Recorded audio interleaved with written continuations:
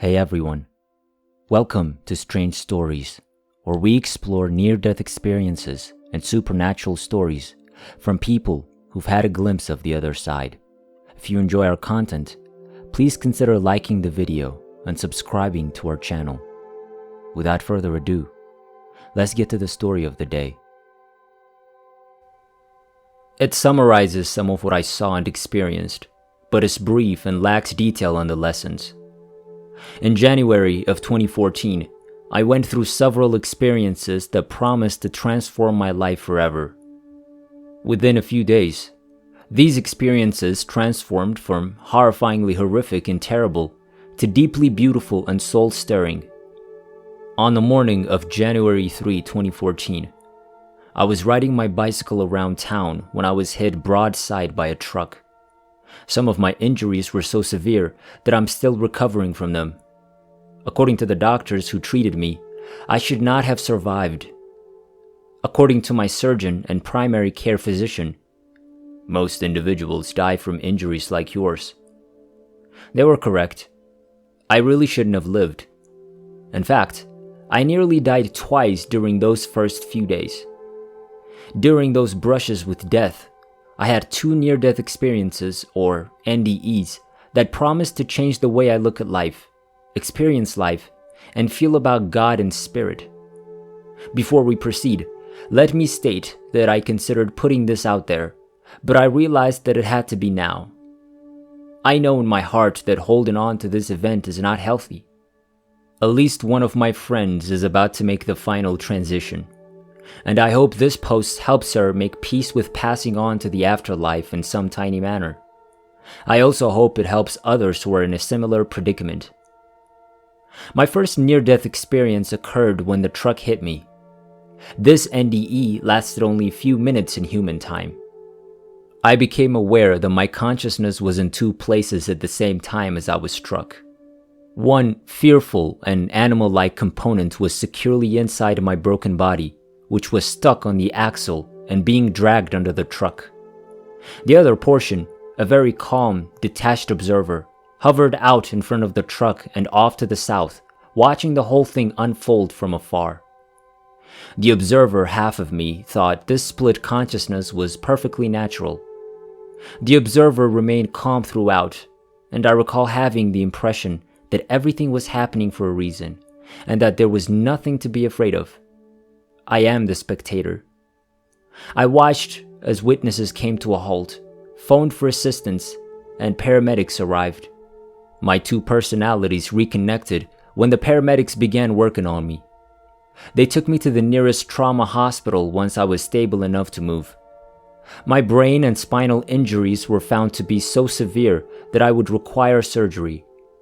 My lower spine would require reconstruction after the bleeding in my head had stopped.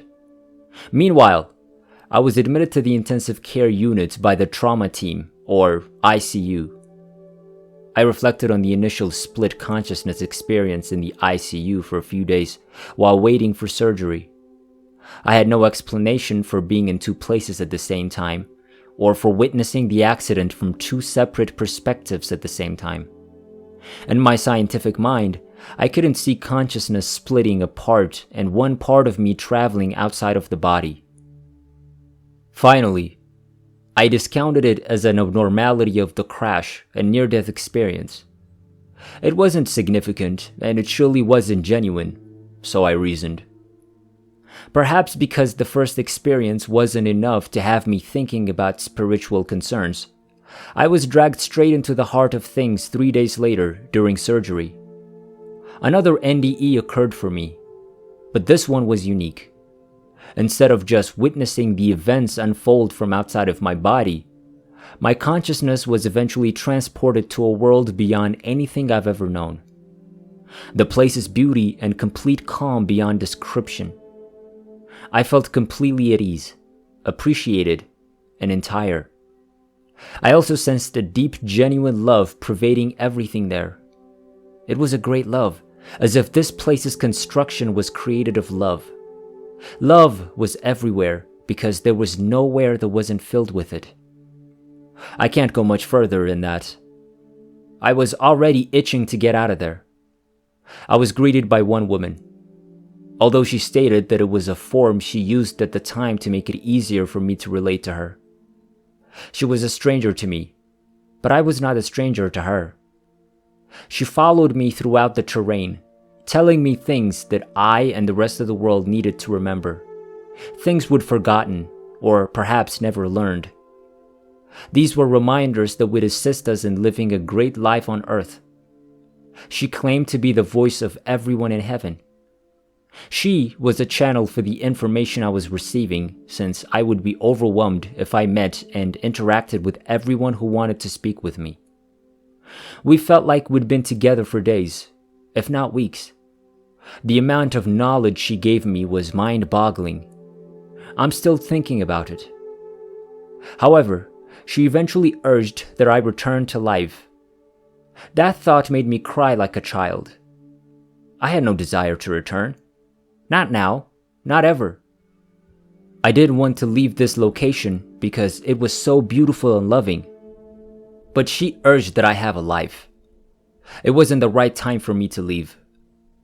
I fought back and forth and even yelled a few times. Can you fathom debating with such a being? But I did it. I fought and sobbed. I insisted that I didn't want to return to a broken body and the consequences of this event. She looked at me with sadness, but she maintained that it was my time to leave. I was back in the surgical recovery room as I opened my mouth to argue again. I was puzzled, sobbing, and already missing that area and the human that I'd met there. No, I'm no longer an atheist or an agnostic, though I don't want to name myself at this moment. I had the good fortune of being shown spirit in such a way that I knew I couldn't deny it from myself anymore. These encounters have expanded my heart to all people, all faiths, and all beliefs in ways I never imagined before. I'll tell you about the first thing she taught me. We've come to practice, demonstrate, and experience love. Hatred and fear are not spiritual languages. Love exists. It is unconditional love with no ties attached. It is simply love in all of its manifestations.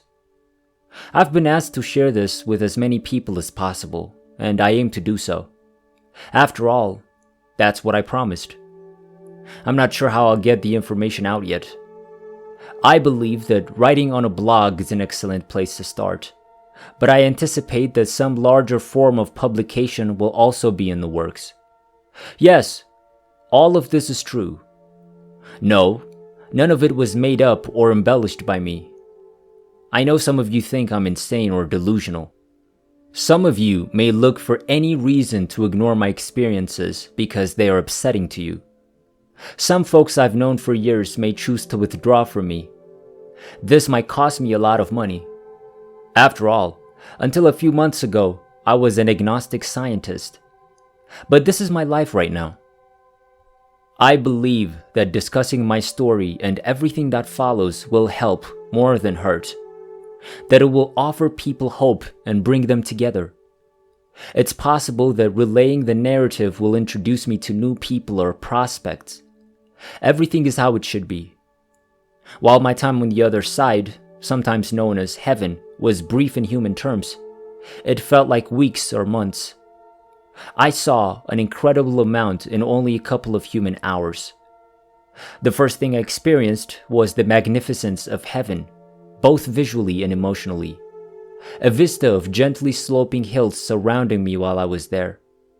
Flower-filled green pastures covered the hills surrounding me.